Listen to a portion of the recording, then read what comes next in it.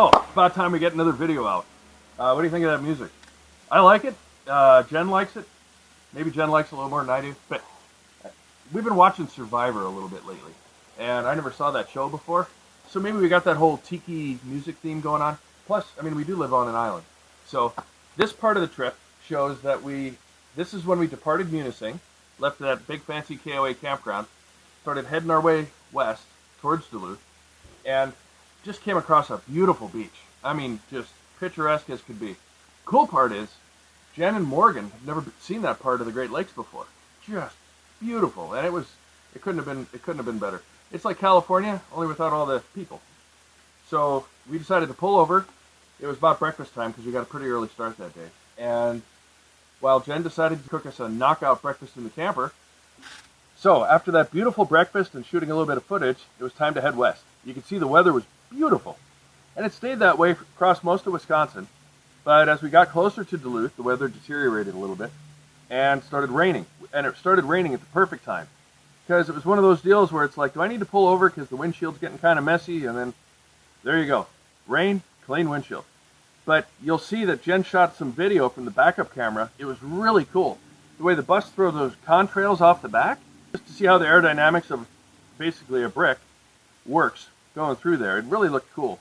Looked obviously cooler in real life, but it still turned out pretty well here on the video. Now the rain let up as we got towards closer to Duluth, and we crossed the High Bridge, which is also the Blatnick Bridge, going over from Superior, Wisconsin, back to my hometown of Duluth.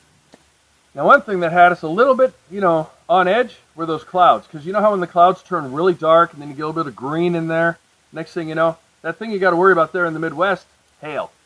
We were nervous, but it didn't happen, thank goodness. A little bit on my hometown of Duluth there. It's pretty industrial when you first come in. It's a big harbor town. It's basically a center for commerce. Now, way back in the early 1900s, they thought that Duluth was going to be the Great Lakes commercial hub. As it turned out, Chicago is really what took that role. But so Duluth still has this huge industrial infrastructure. It's got a lot of taconite that comes from the Iron Range, which is the basic material that goes into making iron ore. But anyway, you'll see it's industrial coming in, and then as we get closer to Duluth and Canal Park, you'll see that it starts to get a little bit touristy. Well, here we are, my old hometown of Duluth. Now I'm here as a tourist. So needless to say, I'm going to have to feed some seagulls when I see some ghosties, just to drive them nuts. But, so one thing we're going to try to do, so we have, I still remember all the nautical stuff that we did on the boat there. To get the bridge to come up, it was one long, one short, one long, one short. And then once you went under the bridge, to salute the bridge, it was one long and two short. So obviously I don't want the bridge to go up. I would very much like to see if they'll salute me back. So I've asked Jen to film this, and provided I don't create some kind of navigational international incident, it'll be really cool if they respond back, because they don't get saluted by vehicles very often.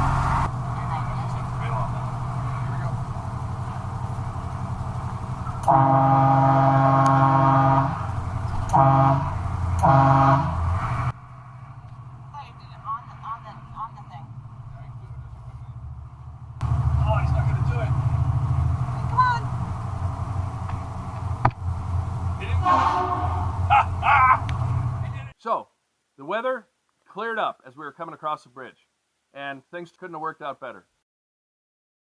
So after we parked the bus, sorry we didn't get any footage of parking the bus. We were pretty excited to be back home.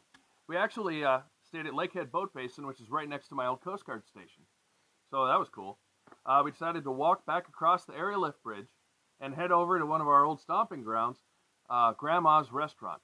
Got to sit up on the veranda, got some footage of the Duluth area lift bridge, which of course is beautiful, and it's kind of a center tourist attraction. When I worked on Canal Park, it was actually more of a hassle. It was more like, okay, I gotta get across this thing. And half the time you'd be late for work because of it, but it was fun to be there as a tourist.